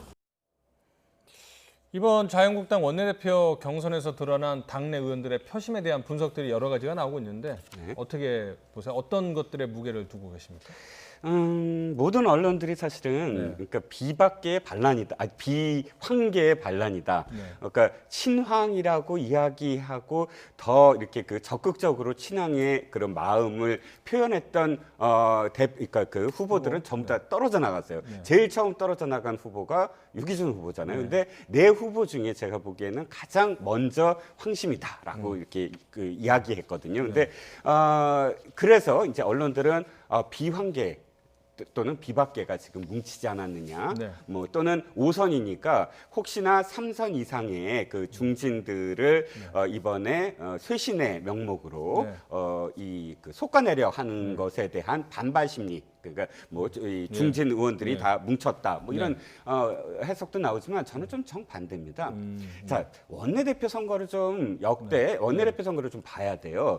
이 원래 원내 총무였잖아요. 이 원내대표라는 게. 근데 원내 총무 아까 당 대표도 아니고 총재 시절의 원내 총무 시절에는 사실 서열이 한 4위 정도밖에 안 됐어요. 사무총장보다도 밑이었어요. 그런데 이 처음으로 원내대표라는 이름으로 선출직으로 되신 분이 김금태 원내대표예요. 당시에 정동영 의장, 원리민주당 의장 시절에. 자, 두 사람이 굉장히 사실은 많이 충돌을 했어요. 그러니까 원내대표라고 따로 선출한, 원내에서 선출한 이후부터의 어떤 상황들은 거의 지도부, 그러니까 대표를 좀 견제하는 사람들을 많이 선출하는 게 양당 다 마찬가지예요. 2014년 이후에 이쪽 한국당 계열의 그 의원들을 보면 나경원, 또 원유철, 정진석, 정우택, 김성태, 이 중에서 주류가 누구죠? 거의 없어요. 물론 유승민 의원이 원내대표로서 주류였지만 또 박근혜 대통령하고 척을 지면서 내쫓았어요. 그러면 거의 전체적으로는 이한국 의원도 조금 그 주류라고 치면 거의 전체적으로 비주류가 당선이 됐어요. 저 민주당 계열도 한번 볼까요? 2014년 새정치민주연합부터 쭉 보면 전병헌, 박영선, 이종걸, 우상호, 우원식, 홍영표, 이인영, 그다음 이인영 의원인데, 자 보면 전병헌 의원이 친문이잖아요. 그런데 당시의 대표가 김한길 대표였어요. 그럼 김한길 대표와 다른 계파거든요. 자, 박영선 대표적인 비주류, 거의 다 비주류인데 홍영표 의원만 사실 주류였어요. 그러면 거의 80%가 이쪽도 비주류예요. 자, 그러면 민주당이든 한국당이든 원내대표라는 직위는 사실 이 주류 당대표와 함께하는 그런 이 투톱이라고 표현되면서 뭔가 당대표와 함께 이야기를 나눌 수 있는 사람, 그러니까 뜻을 같이 하는 상하 관계가 아니라 같이 하되 투톱이라고 불릴 수 있는 그런 사람을 원내대표로서 양당 모두 선호했다, 이렇게 볼 수밖에 없거든요. 그럼 이번 네 명의 후보 중에서도 심재철 의원이 그런 역할을 할 사람이다라고 의원들은 본 거다라고 표현할 수가 있죠. 그러니까 뭐 여러 가지 이제 분석 중에 자유한국당 의원들의 선수를 봤을 때 초재선 의원들이 한 3분의 2, 그리고 이제 3선 이상이 3분의 1인데 그 3분의 1에 해당하는 그 3선 이상의 중진 의원들이 몰표를 준 거 아니냐, 뭐 이런 분석도 나왔는데 아니라고 보신 것 같고요. 그렇다면은 결국은 그 정치 신인이라고 볼 수 있는 여의도에 입성한 지 얼마 안 된 황교안 대표의 독주 체제를 조금 견제를 하라고 5선의 국회 부의장 출신의 심재철 의원을 뽑은 게 아니냐, 뭐 이런 분석도 나오는 것 같은데 어떻게 동의하십니까? 뭐 그 부분도 일정 부분 작용을 했다고 봐요. 그러니까 전체적으로 친황 독주 체제가 지난번 당직 개편하면서 어쨌든 새로운 당직에 들어오신 분들이 친황 쪽에 가까운 분들이 많이 들어온 상황이 됐고, 그러다 보면 총선을 앞두고서 황교안 대표 측이 주도권을 쥐고서 총선에 공천을 하게 되면 피해를 본다고 느끼는 분들도 분명히 있지 않겠습니까? 자유한국당 내에. 그런 분들 입장에서는 견제 세력을 둬서 일단 공천이 공정하게 이루어지길 바란 부분이 있을 것이고요. 또 본인들이 청산 대상이라고 느끼고 있는 분들 같은 경우에는 뭔가 원내대표가 황교안 대표에게 일단 견제할 수 있는 능력을 갖고 있는 사람을 세워서 본인들이 그런 청산 대상으로부터 벗어날 여유도 있을 거라고 봅니다. 결국 친황교안 측이라고 분류되는 당직의 요소 부분에서 원내대표가 일정 부분 좀 방어막을 쳐주거나 아니면 견제 세력으로 존재하게 만들어서 어떤 황교안 대표가 전체적으로 공천을 쥐고 흔드는 일을 좀 막아보겠다는 의도도 분명히 있다고 보여지고, 또 하나는 이제 김재원 정책위 위원장을 러닝메이트로 선택을 했잖아요. 이 부분도 사실은 친박과 비박의 화합이다 이런 얘기가 나올 정도예요. 다시 얘기하면 친박 진영이 물론 친박에서 친황으로 이렇게 갈아타신 분도 계시지만 친박이 아직도 많이 존재하고 있는 상황 아니겠습니까? 특히 초재선 의원들은 친박이 많은데 그분들 같은 경우에 김재원 의원이 정책위원장으로 들어왔으니 거기에 대해서 일정 힘을 실어주는 부분도 작용했을 거고 마지막으로 이제 당의 위기감이에요, 사실은. 여러 가지 상황에서 위기에 처해 있는 당을 정말 그 힘있게 투쟁적인 야당의 모습을 보여줄 수 있는 사람이 누구냐 하는 부분에 있어서 지금 이제 심재철 의원을 선택했을 가능성 이런 요소들이 종합적으로 작용했을 가능성이 있고 지금 말씀하신 것처럼 그 중에 하나가 황교안 대표의 독주나 아니면 당의 주도력을 일정 부분 견제할 수 있는 세력을 만들고 싶어서 원내대표를 심 의원으로 선택했다고 볼 수 있겠죠. 그래서 이제 심재철 원내대표는 이제 비주류 전형적인 비주류 비박으로 분류가 되고 있지만 런닝메이트 김재원 정책위 의장은 친박 핵심 실세였고 지금은 또 친황으로 분류가 되더라고요. 김재원 정책위 의장도 발언을 했는데 뭐 여러 가지 말을 또 낳고 있습니다. 한번 들어보시죠. 제 딸이 승시험을 치는 날 저는 서울중앙지검에 불려가서 조사를 받았습니다. 노건을 욕실에 넣어두고 언제든지 죽을 때는 망설이지 않으려고 했습니다. 자, 이제 자기가 어렸던 시절 뭐 극단적인 선택을 고민도 했었다. 뭐 이게 이제는 그 표를 얻기 위해서 감정적으로 이제 호소를 한 거죠. 자, 그런데 뭐 이런 것 언론 보도를 보면 그런 것이 현장에서 조금 그 감정선을 건드렸다 이런 평가도 있고 YTN 보도는 또 한 번 설화를 했다. 뭐 이렇게 분석을 하고 있더군요. 그러니까요. 그러니까 본인이 물론 표심을 얻기 위해서 저는 이제 자극적인 말을 할 수는 있다고 봅니다만 부적절하다고 생각이 들어요. 왜냐하면 원내대표 선거에서 정책위원장으로 나왔으면 저 말이 어떤 형태로든 보도가 될 수 있다는 건 충분히 예견 가능하잖아요. 그럼 잘 아시는 것처럼 이제 자살 문제나 이런 문제가 우리 사회에 많은 큰 논란을 불러일으키고 있습니다. 그런데 저런 얘기를 하게 되면 자살에 대해서 우리 사회가 위기감을 가지고 정말 그런 일들이 일어나지 않도록 막아야 되는 이런 상황인데 극단적 선택이란 말을 함으로써 본인의 정치적인 어떤 이익을 얻을 수는 있을지 모르지만 사회적으로 이것이 미칠 수 있는 부정적인 파장은 고려했어야 된다고 생각을 해요. 꼭 저런 말이 아니더라도 본인의 결기라든지 의지라든지 이런 부분을 표현할 수 있는 부분이 있지 않겠습니까? 반드시 꼭 이렇게 극단적 선택이라는 표현까지 써가면서 저렇게 얘기하는 것이 타당 안제에 대해서는 국민들은 상당히 부적절하게 생각할 가능성이 있고 특히 요즘 잘 아시는 것처럼 연예인들이나 이런 분들도 댓글 문제 때문에 이런 문제 때문에 그런 선택을 하는 경우도 많잖아요. 그리고 그걸 또 여러 가지로 모방해서 하는 일들도 많이 일어나고 있고 이런 상황에서는 이런 부분들이 사회적으로 좀 자제될 수 있도록 해야 될 위치에 있는 국회의원이 저런 표현을 쓴 것은 대단히 부적절하다 이런 생각이 듭니다. 알겠습니다. 자, 이번에는 바른미래당 비당권파 변혁이라고 부르죠. 짧게 이야기를 해보도록 하겠습니다. 이 신당 추진을 하고 있고 분당이 가시화됐다라고 이제는 보도가 나오고 있는데 여기서 이제 탄력을 받으려면 안철수 전 대표가 합류를 해야 되는데 지금 봐서는 전혀 안철수 전 대표는 합류 의사가 없는 것처럼 보입니다. 네, 그렇습니다. 최근에 그 유승민 의원이 변혁 모임에서 이런 이야기를 토로했다고 해요. 자, 마지막으로 긴 장문의 메일을 보냈다. 안철수 전 의원한테. 그래서 답을 다오. 우리가 곧 이제 신당 창당 발기를 하겠다라고 했는데 매일 답장이 오지 않았다. 가장 최근에 이 회의에서 한 말입니다. 즉 안철수 대표가 그래도 예를 들어서 뭐 못 가겠다라든지 아니면 다음이라든지 이런 대답조차도 하지 않았다라고 이렇게 공개하는 것 자체는 어떤 의미에서는 이제는 돌아서지 못할 강을 건너는 거 아니냐. 그러니까 아예 답조차 하지 않는 건 알아서 그냥 나가서 마음대로 해라 이런 의미로밖에 받아들이지 않는 게 아니냐라는 자체 분석입니다. 안철수 의원으로서는 안철수 전 대표로서는 이런 생각이죠. 때가 늦었어요 이미. 왜냐하면 어떤 때요? 합류할 그러니까 때요? 자기가 돌아와서 무엇인가를 해서 결과를 내기에는 너무 촉박하다. 그러니까 지금까지 어떤 흐름 자체가 자신이 도리어 책임만 져야 되는 상황 아니냐. 그러니까 돌아와서 어떤 결과를 내고 과실을 내기에는 돌아서지 못할 정도로 사실 이 국내 상황이 급격하게 변하고 있었다. 그러니까 도리어 이제 돌아온 건 총선 이후에 지형, 그러니까 정치 지형이 또다시 바뀔 때인데 결과로서 그때부터 다시 시작해도 늦지 않다. 이런 결론이 나온 게 아니냐. 오늘 안철수 대표 측 이야기는 이번 총선 전에 돌아오지 않겠다라고 못 박는 거나 거의 의미가 맞닿아 있거든요. 그래서 안철수 대표 측에서는 이제 선을 확실히 그었다라고 할 수밖에 없을 것 같습니다. 그러니까 지금 상황에서 뭐 돌아와봤자 특별히 역할을 할 건 없고 나중에 총선에 대해서 결과 이런 거에 대해서 책임을 질 수도 있기 때문에 지금 당장 돌아오는 것이 별로 이득은 안 되겠다 이렇게 판단을 한 것 같군요. 자, 여기서 이제 다른 얘기 한번 해볼 텐데요. 김병준 전 한국당 비상대책위원장이 이 문재인 정부와 여당을 향해서 상당히 독한 말을 했습니다. 한번 그래픽을 보면서 설명을 드리면 좋을 것 같은데요. 이 극단으로 흐르는 문재인 정부 올해 말로 끝난다. 여당 의원들 역사의 단두대에 오를 법안 처리에 공범이 돼야 하나 뭐 이런 말을 했습니다. 그러니까 이게 어떤 뜻인지 올해 말로 끝난다는 게 어떤 의미로? 그러니까요.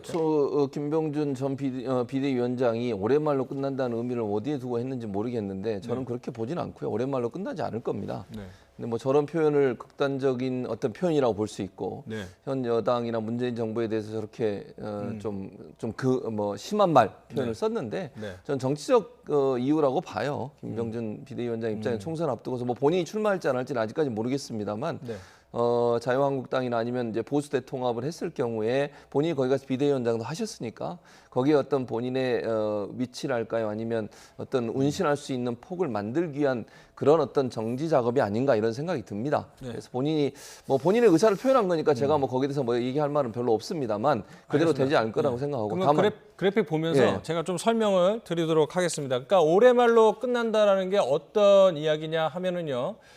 내년부터는 이제 총선 전국이 시작되기 때문에 의원들이 총선에 전력을 다할 것이고 총선이 끝나면 사실상 대선 전국이 시작되기 때문에 차기 대선 후보들을 중심으로 모일 것이다. 그래서 문재인 대통령이나 청와대 중심으로 여당이 돌아가지 않을 것이다. 뭐 이런 의미로 쓴 것 같더라고요. 네. 예.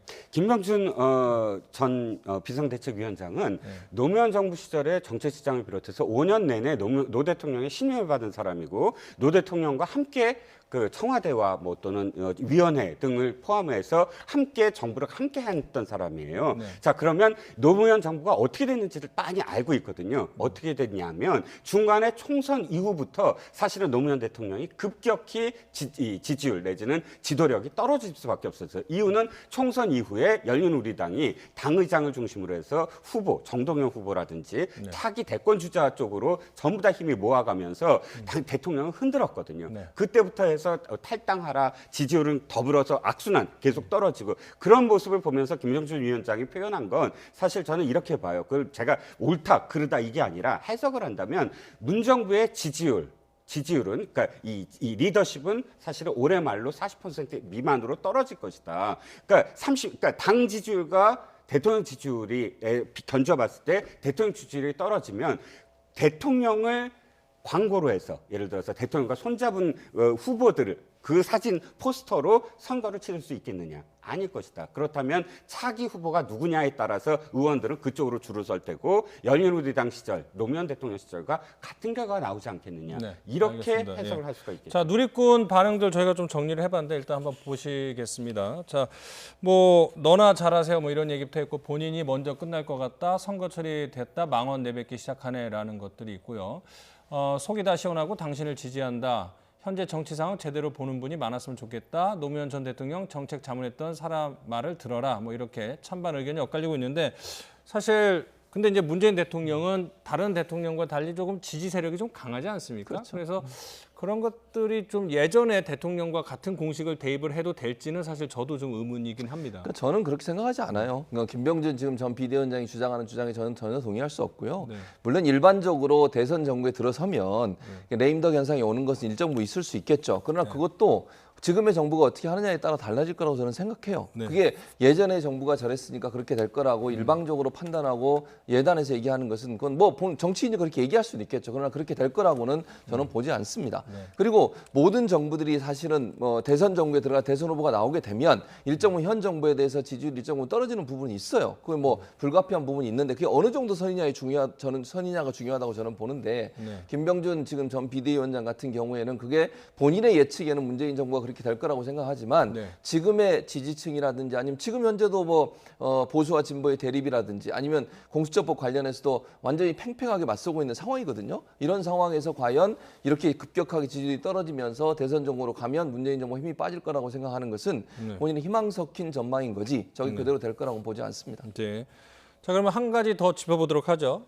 우리나라 진보 정치학자의 대표 주자라고 할 수 있는 원로죠.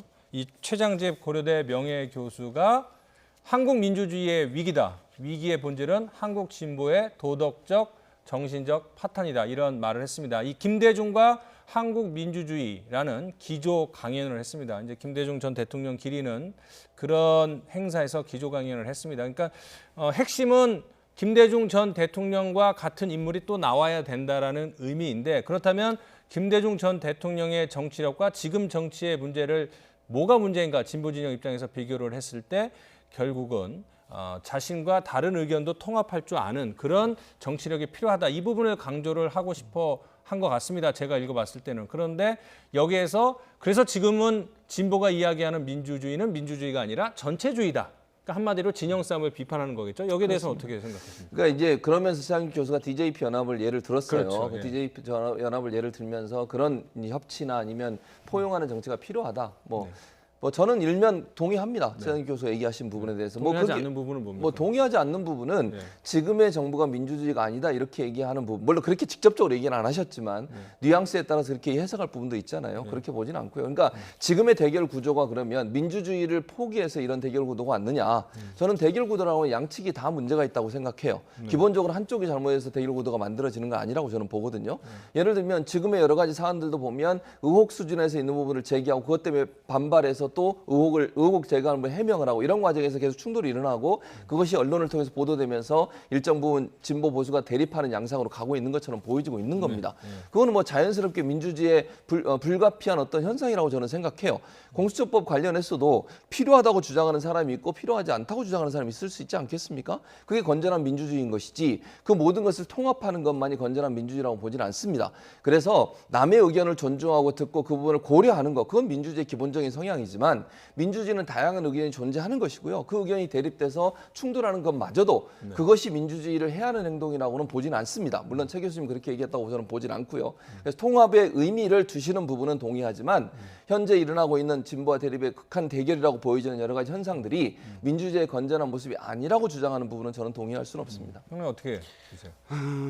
저는 최장집 교수의 이야기를 조금 더 사실은 더 들어야 된다. 최장집 교수가 주장한 건 이거예요. 민주화를 거쳐서 우리는 민주주의로 되고 있는데 도리어 지금의 정부가 지금의 어떤 정부를 구성하고 있는 인자들 정치인들이 운동권적인 시각 그러니까 민주화 이전의 어떤 시각으로 되돌아갔다. 그 시각은 뭐냐면 선과 악의 대립 정치의 언어를 종교의 언어로 바뀌었다는 거예요. 정치는 선과 악이 있는 게 아니거든요. 자, 세대 간의 갈등 또는 지역 간의 갈등 또는 계급 간의 갈등 이 갈등은 선이 있고 악이 있는 게 아니거든요. 각각의 갈등을 어떻게 해소하여 나가느냐가 정치인들의 대의 정치의 어떤 상황인데 지금의 정치인들이 특히나 민주당 의원에 대한 아쉬운 건 이거예요.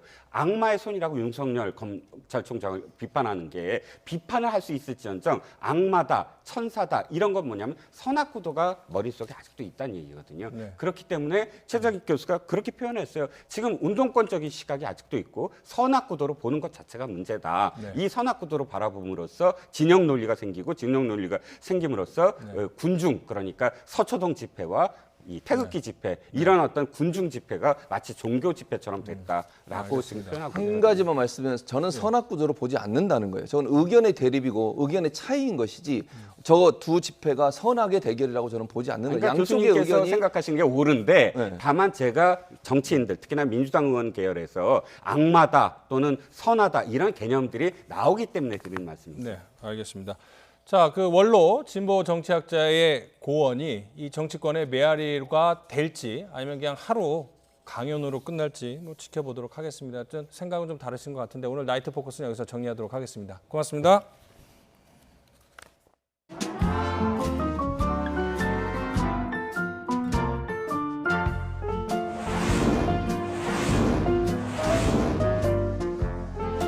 전체 응시자의 20% 수준으로 알려진 합격자들은 또다시 계열사별 여러 단계 면접을 통과해야 합니다. 돌아보면 어쩜 그렇게도 그럴 수가 있는 건가요? 잘했어요. 네가 뭔데 네 맘대로 걷어내고 말고야. 이 건방 내가 어려운 거 시켰냐? 오늘 회식이다.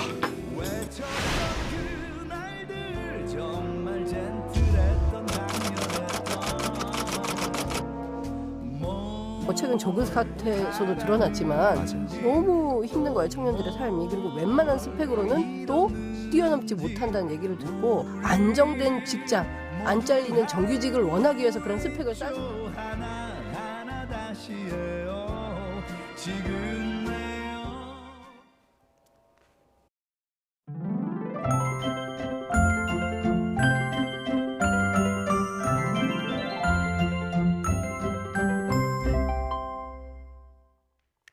오늘은 종일 예년의 초겨울 날씨가 이어졌습니다.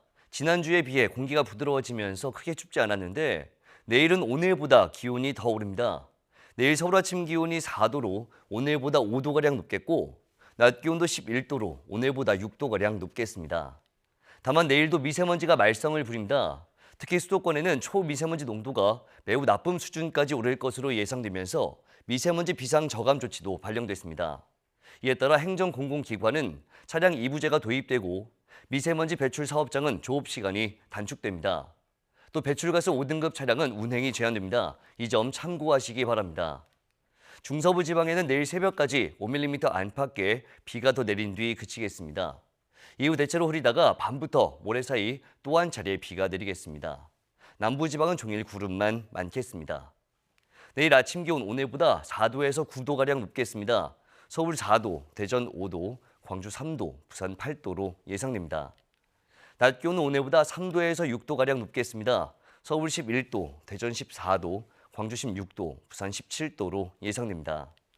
모레 오후부터는 찬 공기가 유입되면서 미세먼지가 점차 해소될 것으로 전망됩니다. 지금까지 날씨 정보였습니다. 월요일 뉴스나이트 마칩니다. 편안한 밤 보내십시오.